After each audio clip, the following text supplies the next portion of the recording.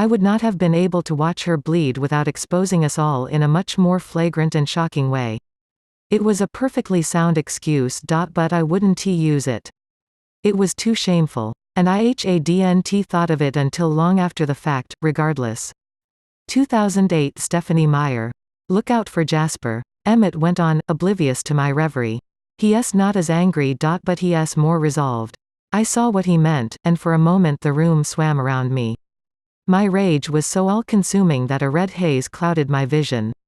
I thought I would choke on it. Sheesh. Edward. Get a grip. Emmett shouted at me in his head. His hand came down on my shoulder, holding me in my seat before I could jump to my feet. He rarely used his full strength, there was rarely a need, for he was so much stronger than any vampire any of us had ever encountered, but he used it now. He gripped my arm, rather than pushing me down. If he'd been pushing, the chair under me would have collapsed. Easy, he ordered. I tried to calm myself, but it was hard. The rage burned in my head. Jasper's not going to do anything until we all talk. I just thought you should know the direction he's headed. I concentrated on relaxing, and I felt Emmett's hand loosen. Try not to make more of a spectacle of yourself. You're in enough trouble as it is. I took a deep breath and Emmett released me. I searched around the room routinely, but our confrontation had been so short and silent that only a few people sitting behind Emmett had even noticed. None of them knew what to make of it, and they shrugged it off. The Cullens were freaks, everyone knew that already. Damn, kid, you're a mess. Emmett added, sympathy in his tone. Bite me. I muttered under my breath, and I heard his low chuckle. Emmett didn't hold grudges, and I probably ought to be more grateful for his easy-going nature.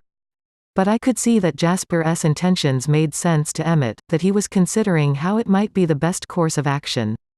The rage simmered, barely under control. Yes, Emmett was stronger than I was, but he'd yet to beat me in a wrestling match.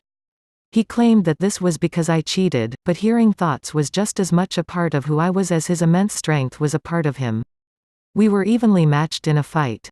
2008 Stephanie Meyer. 77. 78. A fight. Was that where this was headed? Was I going to fight with my family over a human I barely knew? I thought about that for a moment, thought about the fragile feel of the girl's body in my arms in juxtaposition with Jasper, Rose, and Emmett, supernaturally strong and fast, killing machines by nature. Yes, I would fight for her. Against my family. I shuddered. But it wasn't fair to leave her undefended when I was the one who put her in danger. I couldn't win alone, though. Not against the three of them, and I wondered who my allies would be. Carlyle, certainly. He would not fight anyone, but he would be wholly against Rose's and Jasper's designs. That might be all I needed. I would see. Esme, doubtful. She would not side against me either, and she would hate to disagree with Carlyle, but she would be for any plan that kept her family intact. Her first priority would not be rightness, but me. If Carlyle was the soul of our family, then Esme was the heart. He gave us a leader who deserved following, she made that following into an act of love. We all loved each other even under the fury I felt toward Jasper and Rose right now, even planning to fight them to save the girl. I knew that I loved them. Alice, I had no idea. It would probably depend on what she saw coming. She would side with the winner. I imagined. So, I would have to do this without help. I wasn't a match for them alone, but I wasn't going to let the girl be hurt because of me. That might mean evasive action. My rage dulled a bit with the sudden, black humor. I could imagine how the girl would react to my kidnapping her. Of course. I rarely guessed her reactions right, but what other reaction could she have besides terror? I wasn't sure how to manage that, though kidnapping her. I wouldn't be able to stand being close to her for very long. Perhaps I would just deliver her back to her mother. Even that much would be fraught with danger. For her. And also for me. I realized suddenly. If I were to kill her by accident. I wasn't certain exactly how much pain that would cause me, but I knew it would be multifaceted and intense. 2008 Stephanie Meyer. The time passed quickly while I mulled over all the complications ahead of me, the argument waiting for me at home, the conflict with my family, the lengths I might be forced to go to afterward. Well, I couldn't complain that life outside this school was monotonous anymore. The girl had changed that much. Emmett and I walked silently to the car when the bell rang. He was worrying about me, and worrying about Rosalie.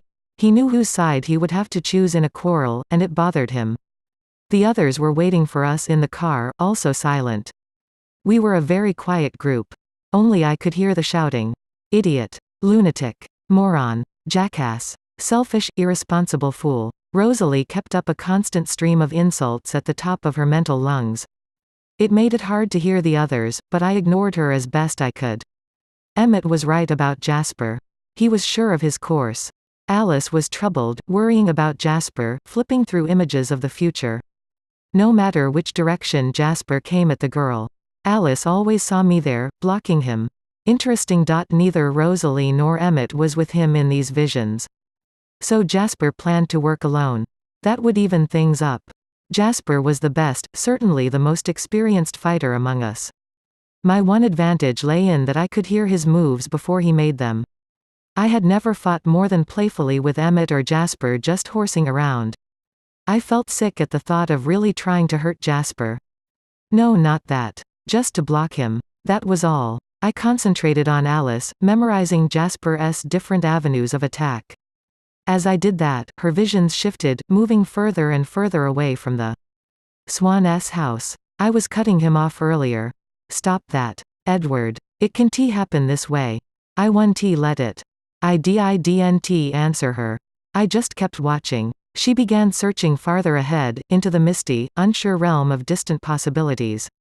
Everything was shadowy and vague. 2008. Stephanie Meyer. 79. 80. The entire way home, the charged silence did not lift. I parked in the big garage off the house. Carlisle's Mercedes was there. Next to Emmett's big Jeep. Rose's M3 and my Vanquish. I was glad Carlisle was already home. This silence would end explosively, and I wanted him there when that happened. We went straight to the dining room. The room was, of course, never used for its intended purpose. But it was furnished with a long oval mahogany table surrounded by chairs. We were scrupulous about having all the correct props in place. Carlisle liked to use it as a conference room. In a group with such strong and disparate personalities, sometimes it was necessary to discuss things in a calm, seated manner. I had a feeling that the setting was not going to help much today. Carlisle sat in his usual seat at the eastern head of the room. Esme was beside him. They held hands on top of the table. Esme's eyes were on me, their golden depths full of concern. Stay. It was her only thought. I wished I could smile at the woman who was truly a mother to me, but I had no reassurances for her now. I sat on Carlisle's other side. Esme reached around him to put her free hand on my shoulder. She had no idea of what was about to start, she was just worrying about me. Carlisle had a better sense of what was coming. His lips were pressed tightly together and his forehead was creased. The expression looked too old for his young face. As everyone else sat, I could see the lines being drawn. Rosalie sat directly across from Carlisle, on the other end of the long table. She glared at me, never looking away. Emmett sat beside her, his face and thoughts both wry. Jasper hesitated, and then went to stand against the wall behind Rosalie. He was decided, regardless of the outcome of this discussion. My teeth locked together. Alice was the last to come in, and her eyes were focused on something far away, the future, still too indistinct for her to make use of it. Without seeming to think about it. 2008. Stephanie Meyer. She sat next to Esme. She rubbed her forehead as if she had a headache. Jasper twitched uneasily and considered joining her, but he kept his place. I took a deep breath. I had started this. I should speak first. I am sorry. I said, looking first at Rose, then Jasper and then Emmett. I didn't mean to put any of you at risk. It was thoughtless, and I take full responsibility for my hasty action. Rosalie glared at me balefully. What do you mean? Take full responsibility? Are you going to fix it? Not the way you mean. I said, working to keep my voice even and quiet. I am willing to leave now, if that makes things better. If I believe that the girl will be safe, if I believe that none of you will touch her. I amended in my head. No, Esme murmured. No, Edward. I patted her hand. It's just a few years. Esme's right, though. Emmett said. You can't go anywhere now. That would be the opposite of helpful. We have to know what people are thinking. Now more than ever, Alice will catch anything major. I disagreed. Carlyle shook his head. I think Emmett is right. Edward. The girl will be more likely to talk if you disappear. It's all of us leave, or none of us, she won't say anything. I insisted quickly. Rose was building up to the explosion, and I wanted this fact out there first. You don't know her mind. Carlyle reminded me. I know this much. Alice, back me up. Alice stared up at me wearily. I can't see what will happen if we just ignore this. She glanced at Rose and Jasper. No, she didn't see that future, not when Rosalie and Jasper were so decided against ignoring the incident. Rosalie's palm smacked down on the table with a loud bang. We can't allow the human a chance to say anything. Carlyle, you must see that. Even if we decided to all disappear, it's not safe to leave stories behind us. We live so differently from the rest of 2008 Stephanie Meyer. 81. 82, our kind. There are those who would love an excuse to point fingers. We have to be more careful than anyone else, we've left rumors behind us before. I reminded her. Just rumors and suspicions. Edward. Not eyewitnesses and evidence. Evidence, I scoffed. But Jasper was nodding, his eyes hard. Rose. Carlyle began. Let me finish. Carlyle. It doesn't have to be any big production. The girl hit her head today. So maybe that injury turns out to be more serious than it looked. Rosalie shrugged. Every mortal goes to sleep with the chance of never waking up. The others would expect us to clean up after ourselves. Technically, that would make it Edward's job, but this is obviously beyond him. I am capable of control. I would leave no evidence behind me, yes. Rosalie, we all know how proficient an assassin you are. I snarled. She hissed at me, furious. Edward, please. Carlyle said. Then he turned to Rosalie. Rosalie. I looked the other way in Rochester because I felt that you were owed your justice. The men you killed had wronged you monstrously. This is not the same situation. The Swan girl is an innocent, it's not personal. Carlyle, Rosalie said through her teeth. It's to protect us all. There was a brief moment of silence while Carlyle thought through his answer. When he nodded, Rosalie's eyes lit up. She should have known better. Even if I hadn't been able to read his thoughts. I could have anticipated his next words. Carlyle never compromised. I know you mean well, Rosalie, but I'd like very much for our family to be worth protecting. The occasional accident or lapse in control is a regrettable part of who we are. It was very like him to include himself in the plural, though he had never had such a lapse himself. To murder a blameless child in cold blood is another thing entirely. I believe the risk she presents, whether she speaks her suspicions or not, is 2008 Stephanie Meyer. Nothing to the greater risk. If we make exceptions to protect ourselves, we risk something much more important. We risk losing the essence of who we are. I controlled my expression very carefully. It wouldn't do at all to grin. Or to applaud, as I wished I could. Rosalie scowled. It's just being responsible, it's being callous.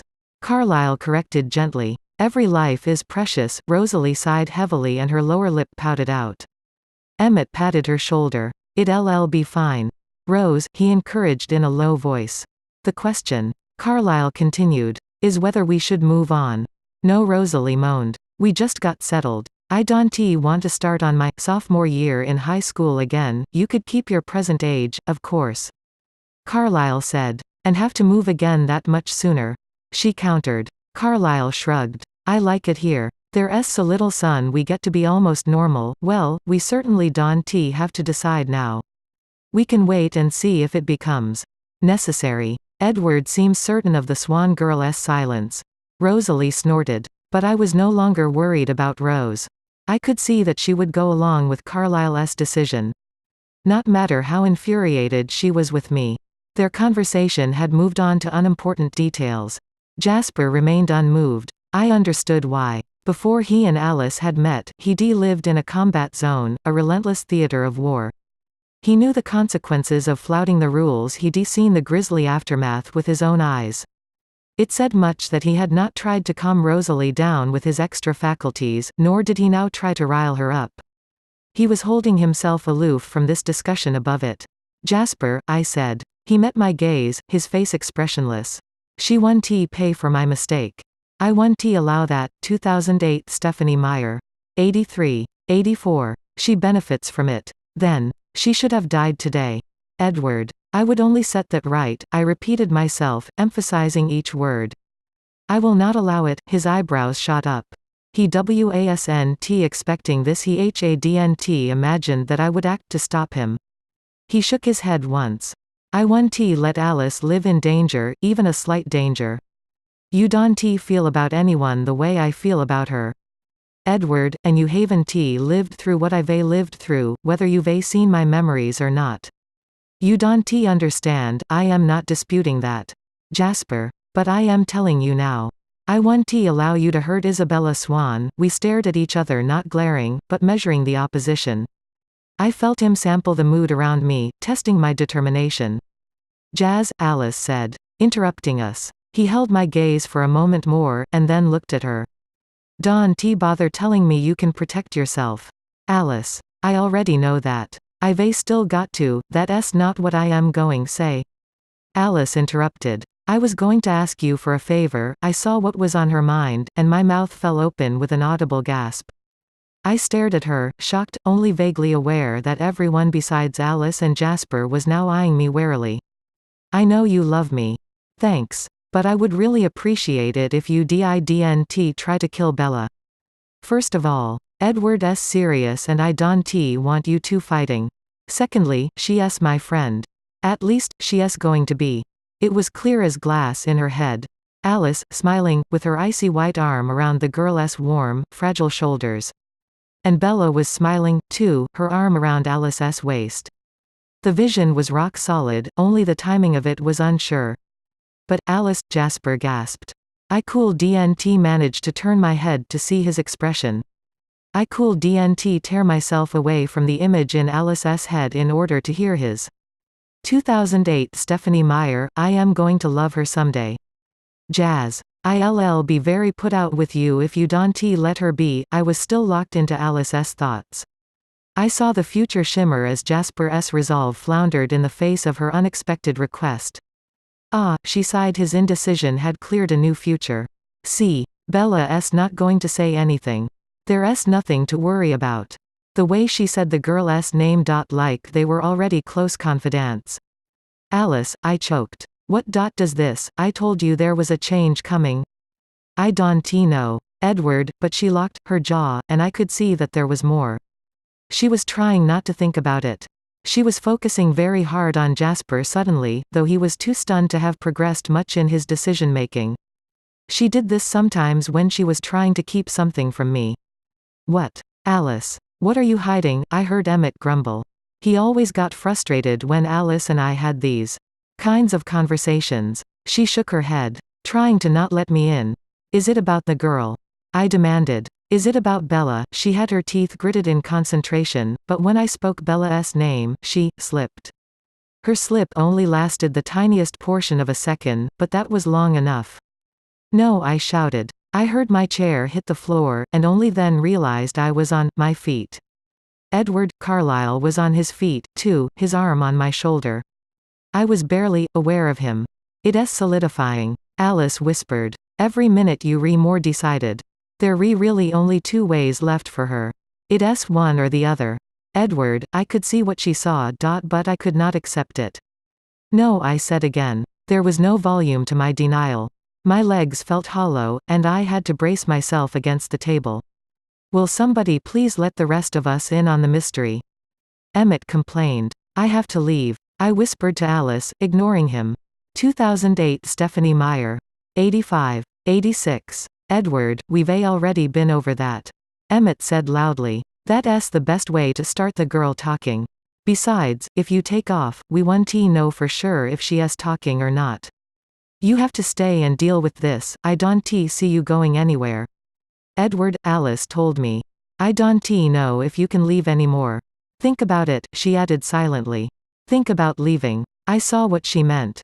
Yes, the idea of never seeing the girl again was painful. But it was also necessary. I couldn't sanction either future ID apparently condemned her to. I am not entirely sure of Jasper.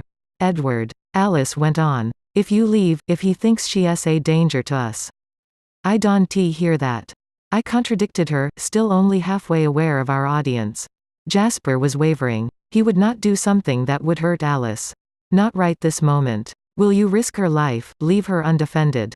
Why are you doing this to me? I groaned. My head fell into my hands. I was not Bella's protector. I could not be that. Wasn't Alice's divided future enough proof of that? I love her, too. Or I will. It's not the same, but I want her around for that. Love her, too. I whispered, incredulous. She sighed. You are so blind, Edward. Can't you see where you re-headed? Can't you see where you already are? It's more inevitable than the sun rising in the east. See what I see. I shook my head, horrified. No, I tried to shut out the visions she revealed to me. I don't have to follow that course. I'll leave. I will change the future, you can try. She said, her voice skeptical.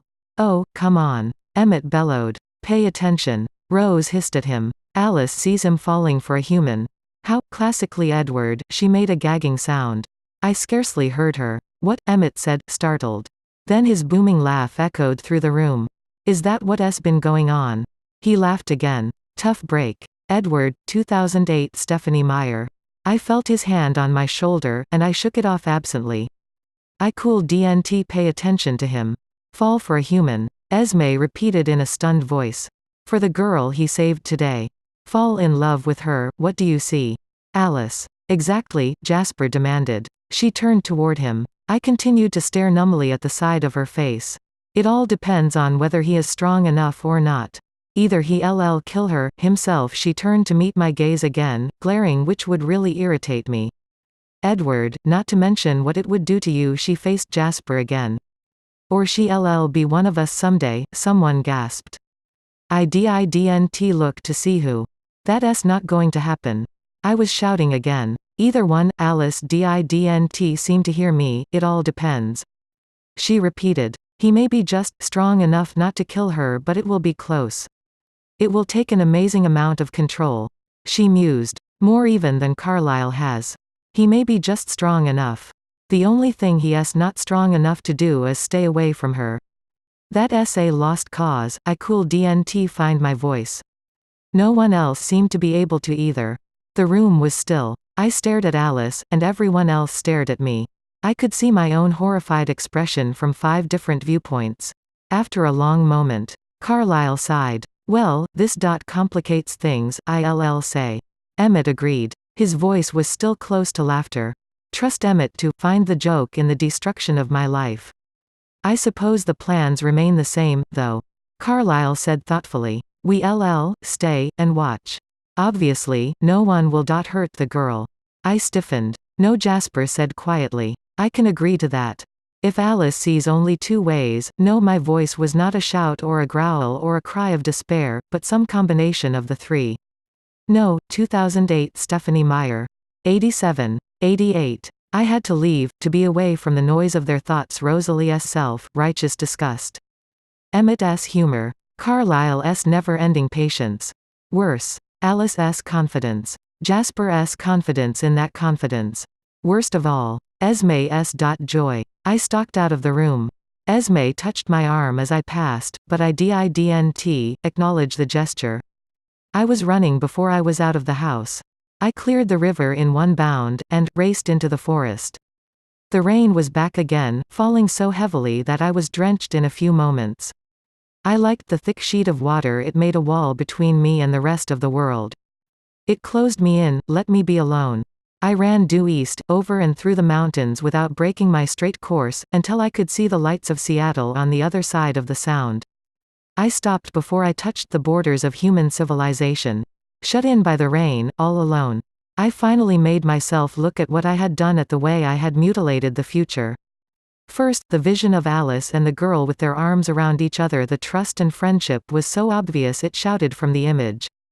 Bella's wide chocolate eyes were not bewildered in this vision, but still full of secrets in this moment. They seemed to be happy secrets. She did not flinch away from Alice's cold arm. What did it mean? How much did she know? In that still life moment from the future, what did she think of me? Then the other image, so much the same, yet now colored by horror. Alice and Bella, their arms still wrapped around each other in trusting friendship. But now there was no difference between those arms, both were white, smooth as marble, hard as steel. Bella's wide eyes were no longer chocolate. The irises were a shocking, vivid crimson. The secrets in them were unfathomable acceptance or desolation. It was impossible to tell. Her face was cold and immortal. I shuddered. I could not suppress the questions, similar, but different. What did it mean? How had this come about? And what did she think of me now? I could answer that last one. If I forced her into this empty half-life through my weakness and selfishness, surely she would hate me. 2008 Stephanie Meyer. But there was one more horrifying image, worse than any image I'd ever held inside my head. My own eyes, deep crimson with human blood, the eyes of the monster. Bella's broken body in my arms, ashy white, drained, lifeless. It was so concrete, so clear. I couldn't stand to see this. Could not bear it. I tried to banish it from my mind. Tried to see something else, anything else. Tried to see again the expression on her living face that had obstructed my view for the last chapter of my existence. All to no avail. Alice's bleak vision filled my head, and I writhed internally with the agony it caused. Meanwhile, the monster in me was overflowing with glee, jubilant at the likelihood of his success. It sickened me. This could not be allowed. There had to be a way to circumvent the future. I would not let Alice's visions direct me. I could choose a different path. There was always a choice. There had to be. 2008 Stephanie Meyer. 89. 95. Invitations. High school. Purgatory no longer, it was now purely hell. Torment and fire. Yes. I had both. I was doing everything correctly now. Every I dotted, every T crossed. No one could complain that I was shirking my responsibilities. To please Esme and protect the others. I stayed in Forks. I returned to my old schedule. I hunted no more than the rest of them. Every day. I attended high school and played human. Every day. I listened carefully for anything new about the Cullens. There never was anything new. The girl did not speak one word of her suspicions. She just repeated the same story again and again. I'd been standing with her and then pulled her out of the way till her eager listeners got bored and stopped looking for more details. There was no danger. My hasty action had hurt no one. No one but myself. I was determined to change the future. Not the easiest task to set for oneself, but there was no other choice that I could live with. Alice said that I would not be strong enough to stay away from the girl. I would prove her wrong. I'd thought the first day would be the hardest. By the end of it, I'd been sure that was the case. I'd been wrong, though. It had rankled, knowing that I would hurt the girl. I'd comforted myself with the fact that her pain would be nothing more than a pinprick, just a tiny sting of rejection compared to mine. Bella was human, and she knew that I was something else, something wrong, something frightening.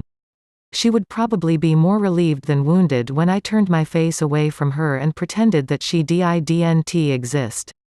Hello, Edward, she greeted me, that first day back in biology. Her voice had been pleasant, friendly, 180 degrees from the last time I'd spoken with her. 2008 Stephanie Meyer. Why? What did the change mean? Had she forgotten? Decided she had imagined the whole episode? Could she possibly have forgiven me for not following through on my promise? The questions had burned like the thirst that attacked me every time I breathed. Just one moment to look in her eyes. Just to see if I could read the answers there. No, I could not allow myself even that. Not if I was going to change the future. I'd moved my chin an inch in her direction without looking away from the front of the room. I'd nodded once, and then turned my face straight forward. She did not speak to me again. That afternoon, as soon as school was finished, my role played. I ran to Seattle as I had the day before. It seemed that I could handle the aching just slightly better when I was flying over the ground, turning everything around me into a green blur. This run became my daily habit. Did I love her? I did not think so. Not yet. Alice's glimpses of that future had stuck with me, though, and I could see how easy it would be to fall into loving Bella. It would be exactly like falling, effortless. Not letting myself love her was the opposite of falling. It was pulling myself up a cliff face, hand over hand, the task as grueling as if I had no more than mortal strength. More than a month passed, and every day it got harder. That made no sense to me. I kept waiting to get over it, to have it get easier. This must be what Alice had meant when she predicted that I would not be able to stay away from the girl. She had seen the escalation of the pain. But I could handle pain. I would not destroy Bella's future. If I was destined to love her, then wasn't avoiding her the very least I could do. Avoiding her was about the limit of what I could bear, though. I could pretend to ignore her, and never look her way. I could pretend that she was of no interest to me. But that was the extent. Just pretense and not reality. I still hung on every breath she took, every word she said. I lumped my torments into 4 categories. 2008 Stephanie Meyer. 91. 92. The first 2 were familiar. Her scent and her silence. Or, rather, to take the responsibility on myself where it belonged, my thirst and my curiosity. The thirst was the most primal of my torments. It was my habit now to simply not breathe at all in biology. Of course, there were always the exceptions when I had to answer a question or something of the sort, and I would need my breath to speak. Each time I tasted the air around the girl, it was the same as the first day: fire and need and brutal violence, desperate to break free. It was hard to cling even slightly to reason or restraint in those moments. And, just like that first day, the monster in me would roar, so close to the surface. The curiosity was the most constant of my torments. The question was never out of my mind. What is she thinking now? When I heard her quietly sigh. When she twisted a lock of hair absently around her finger. When she threw her books down with more force than usual. When she rushed to class late. When she tapped her foot impatiently against the floor. Each movement caught in my peripheral vision was a maddening mystery. When she spoke to the other human students. I analyzed her every word and tone. Was she speaking her thoughts?